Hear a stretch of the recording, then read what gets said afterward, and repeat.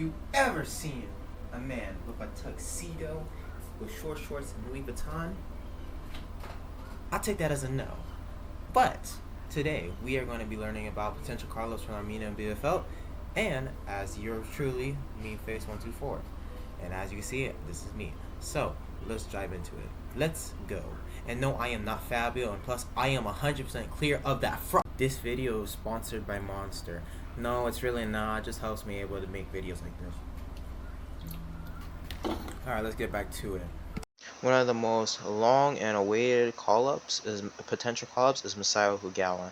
Now, Masao Hugawa was bought on January 31st, 2021 for an undisclosed fee, and it was a loan from RB Salzburg, and would later score a goal against like this.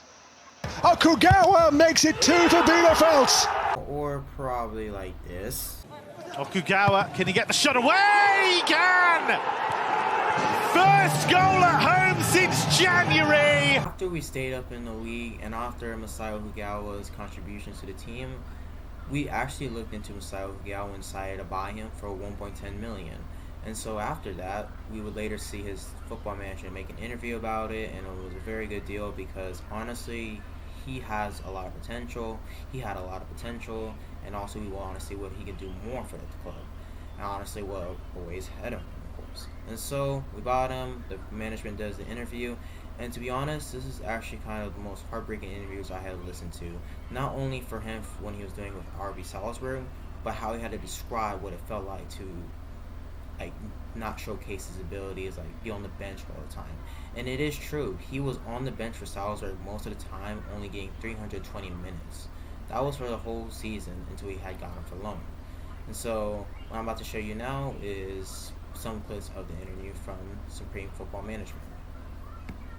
サッカーは全く楽しくなくて、どうしたらまず正直出れると思ってた部分があったから、もう一切試合にも出れず、ベンチメンバーでずっとベンチ座ってるだけとか、遠征帯同したけどじゃあメンバーがいって言われたり、今までなかった経験をそこですぐしたから、そこはちょっと何しに来たんかなっていうのはありました。帰りたいというか、日本でやってたらこの道を歩んでなかったとは思ってましたけどやっぱり自分の技術っていうのはやっぱ認めてもらいたいっていうのが一番強かったから、監督ともなんで出れへんとかって話しましたし、そうやってやっていくうちに自分の実力っていうのはチームメイトに認められてきてから、やっぱりまた違うサッカーの楽しさというか、自分を分かってもらうまでどこまで努力できるかっていうのが一番、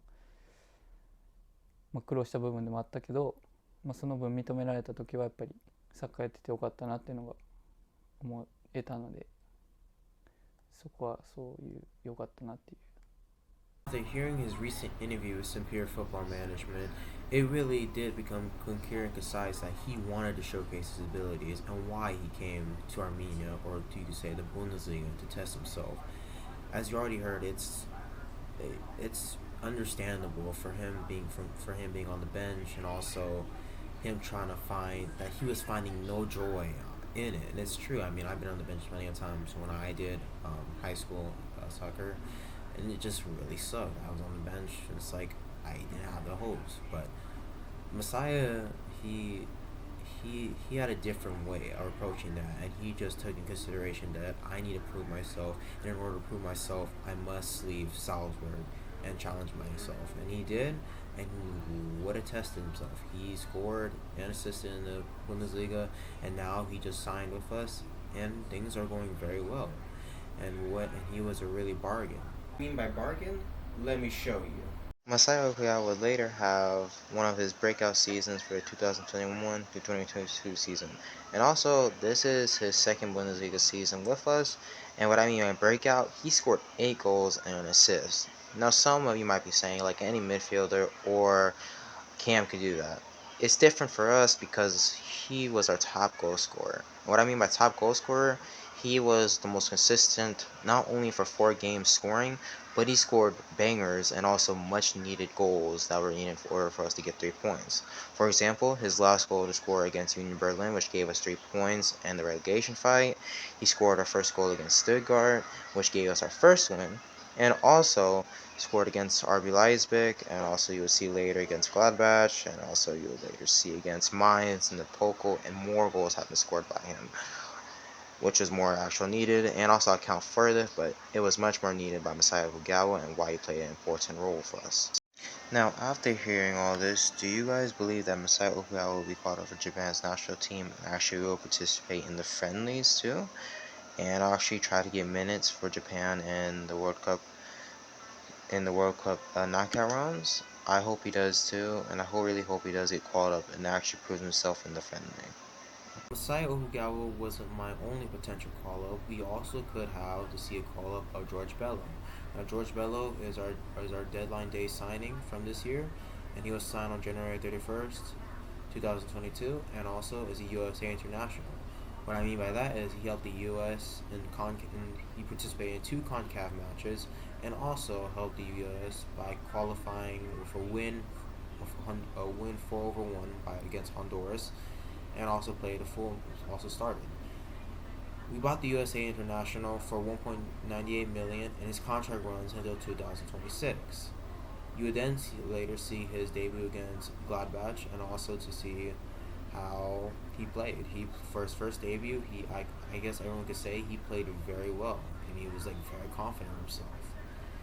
He started to get a little shaky at the end, and also what could ultimately lead to his confidence level to go down was his own goal against Bochum in the 89th minute, which we were in relegation battle, and that was the season we were relegated. Now for this season, it is questionable about George Bello. His performances, his crossing is very mostly his passes. I don't even know who he's passing to or where he's passing to, nor his crosses.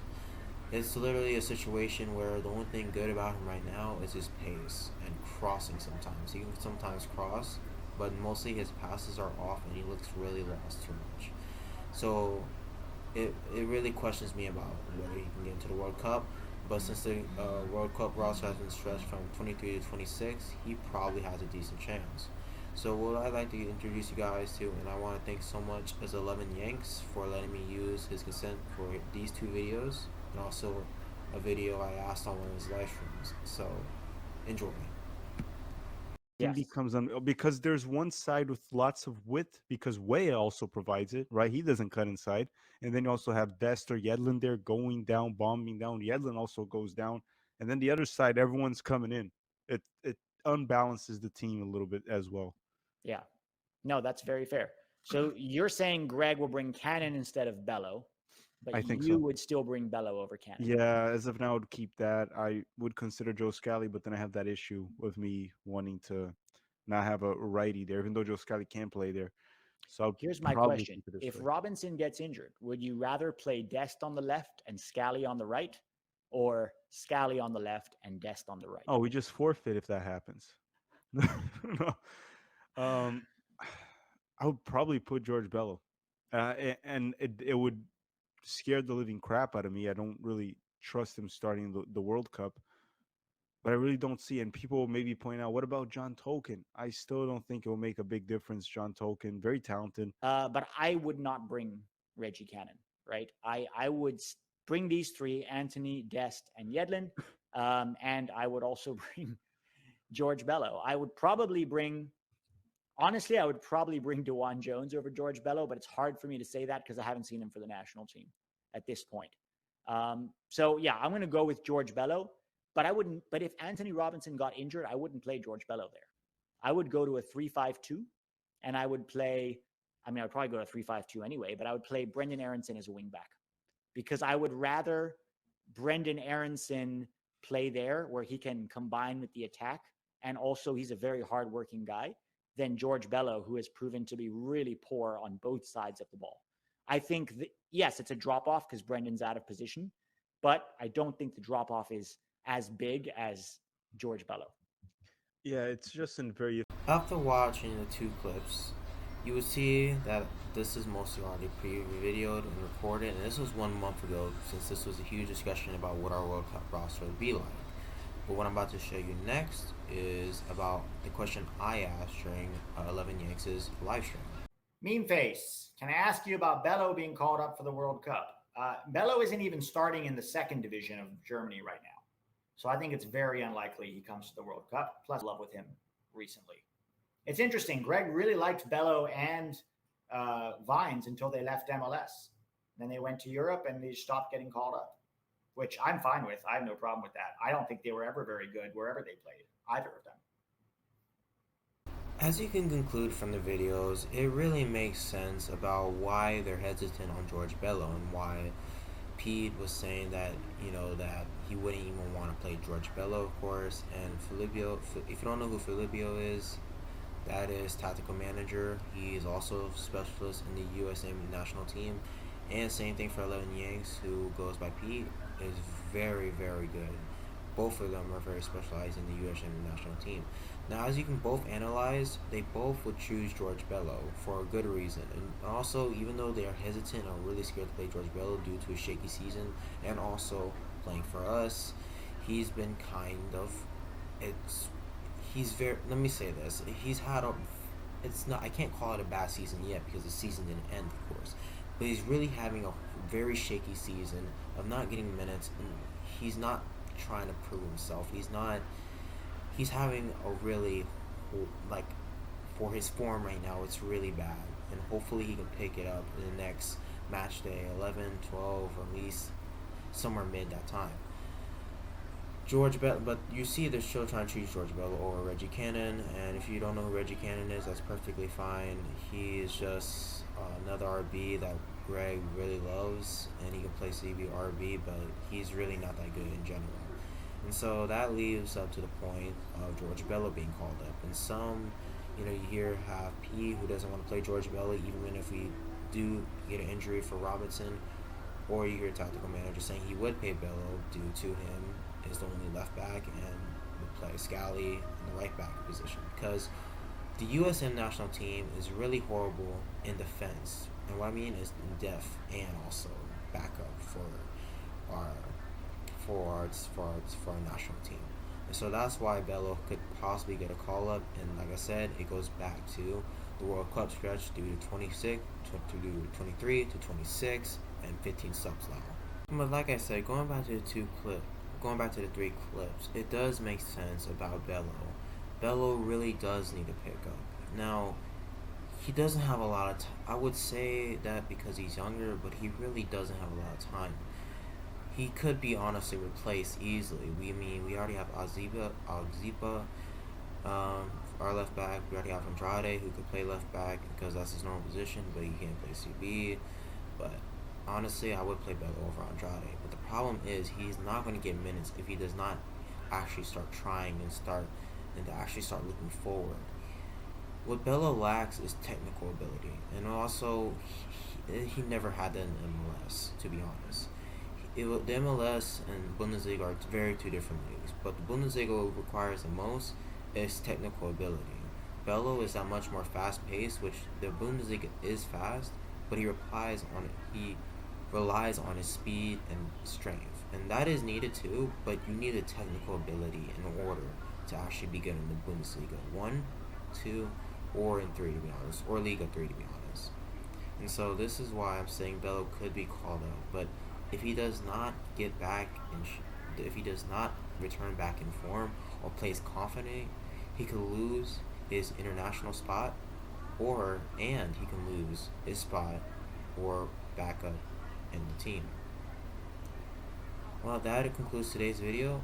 I just want to ask you guys, what you guys think about the video, and also who you looking forward to see starting in the friendly or playing for either Japan or USA. And if you haven't noticed, Japan and USA will face each other on September 23rd. And if George Bello and Masao Hugao do get called up, we could actually see potential of two Arminia Bielefeld players going against each other. This video was really fun to make, and I hope to make more of it. But honestly, I took 2 Monster Zero Sugars to make this video, and I have a big family, so that's why I did one in the day and one in the night. Well, that's it.